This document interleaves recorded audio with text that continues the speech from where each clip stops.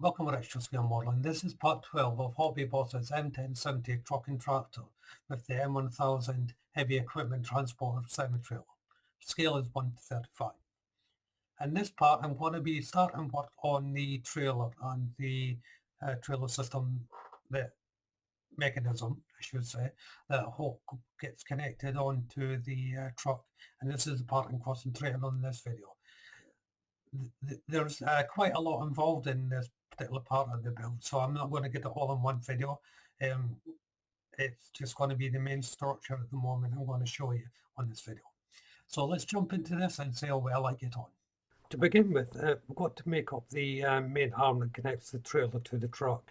There's a serious amount of work to be done here. First of all is to make the main connection point, and this is essentially just a box with a metal bar running out at the top of it.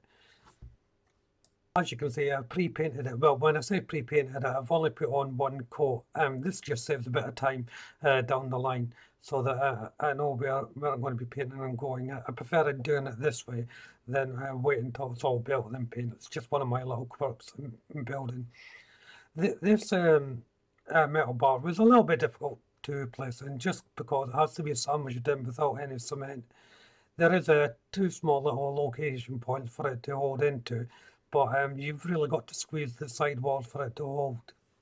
Next to go on are a series of brackets. So these are going to be for holding the piston mechanism that allows the arm to move. And in keeping with the rest of the kit, you have to build every single component of this particular mechanism. The outer casing of the mechanism, which I've got here, there's little parts to be added. Now, these are going to be the connection points for the wiring or the duct pipes that are going to be running throughout the trailer. There's quite a lot of these to put on throughout the build, I've noticed. Next, a series of little braces to make up, as well as a control panel. These will form the main cross structure of the arm itself. There's two arms to make up, of course, and they're all both of them are built in the same way. The halves are placed together. I did use a couple of clamps just to hold these down, because the plastic's quite thick on these, because they're going to be holding a lot of weight, which is nice to see. But also with the clamp just helped me placing the outer casing of the piston bar in order for me to move it. It's essential not to put any cement on this part.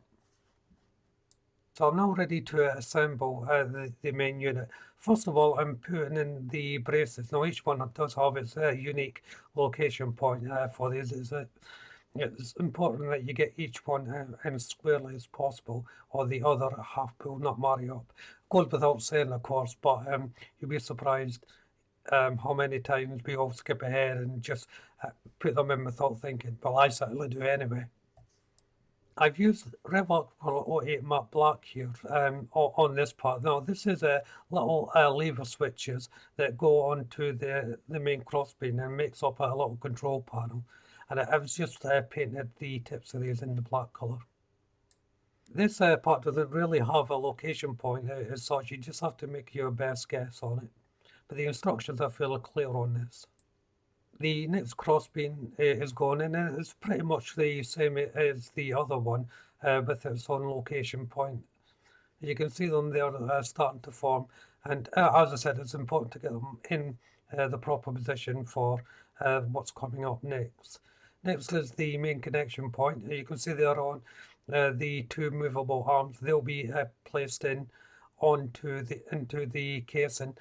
Now, you can do it this way, or you can wait until the arm is built and then try and slide it in. Either way works. It depends how you feel about it and how you want to approach it. I'm ready to bring this together, and I'm just simply marrying it up to the other half and connecting the beams. The main bucket part, the bit that is going to link in, the location points for that are obviously the piston, but there's also one location right at the top of the corner that fits into a little stub of plastic at the end. and that will help to ensure that you get the proper angle. Now, these little brackets do need a slight adjusting as you put them in, because it's just the nature of them, trying to marry them up to the location point. Now that the main arms are complete, it's time to make up the parts that go inside it as well. Now, these are very similar to the bucket. There's a few piston brackets to be made up. Now, obviously, the instructions say don't put any cement in there, so you got free movement, and you'll need that free movement for when it comes to the final assembly. It will go rigid once it's all built, but for positioning, you are going to need this part to move freely. There's also another container box to be made up. This is just the two halves. You don't actually have to make up the sidewalls on this. It's just the two solid halves on this one. So it's once that's made, it's time to get the locations put in. Now, each one will be going on the crossbeam brackets, and this is where you find out whether you've placed them in the right place, of course. If you're not sure where they go, you can alternatively put them on the back plate, which is sitting on the bench at the moment waiting to go on. But I feel it's better just to place them onto the main arm structure, so you know exactly where the piston unit is going to be moving to. And the reason why I'm doing it that way is because the unit will connect onto the main arm structure. Then you can pull the piston unit down to its actual location point, hence why you need that movement. And then once it was in place, I was then able to put on the back plate. I would suggest not securing this completely, the arms of this plate. I would suggest leaving them uncemented for now. The reason for that is there's some photo etch parts that go inside this, and you may need to just prise them open a little bit to get those in. I certainly did. So in hindsight, it was better just to leave the arms uncemented. But I'm just dry fitting here at this stage anyway. But once I put it on, I clamped it, not realising I may have to move this. I didn't know this at this particular time. This is only after the event. But again, it's just how you approach the model, how you want to build it. Now, the kit's calling for some ducting to be threaded through this unit. I decided to use red and black wire. No particular reason. I just liked the colour. The instructions say black and blue, but they only give you a tiny bit of blue wire. And, I don't have any blue. I've only got the black and red. So I decided just to use the black and red. And I think it's okay. It stands out all right.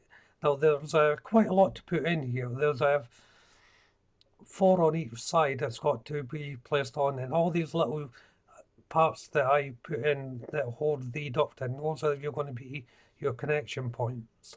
The good thing about using the wire to do this is you can bend it and shape it, and it will stay the way you bend it until you get it connected and glued. As I said, there's 4 wires on each side. There's 2 that go halfway up the unit, then another 2 that go right up to where the piston was that I originally put in. It did take a little bit of manoeuvring, but using the wire certainly helped with this. Don't worry if you feel that your connection points on your wire or ducting, whatever you use, are slightly messy. Those connection points will be largely unseen as the build goes along. Next is to make the back piece, and this is just a simple structure with a little lip plastic out on the end before going on. And when it goes in, there's a nice little running track for it just to sit into. Next to go on is a little locking plate that goes on the piston structure that I made up earlier, and this actually secures everything in place. As I said at the beginning, that unit needs movement just to attach it to the main arm, but once that bar's in place, that's it, it's all locked up. And now that's on, I can then put in the opposite plate. And again, this will be secured with clamps. And this is where I'll end part 12. There's quite a lot still more to do with this, but I'm not going to be able to get it all into one video. So if you haven't done so already, why don't you go and check out the channel for my other builds? Hopefully there's something there that you would enjoy. If you like it, why don't you subscribe to the channel? And if you do so, make sure you hit the notification bell. That way you'll be kept up to date, not only with this build, but all my future builds as well, of course. Hit the like button. Don't be afraid to leave a comment. And of course, you can share the video. So as I'm just putting in this last box in here now, I'll bring it to an end. So thank you all very much for watching, and I'll see you in part 30. Bye for now.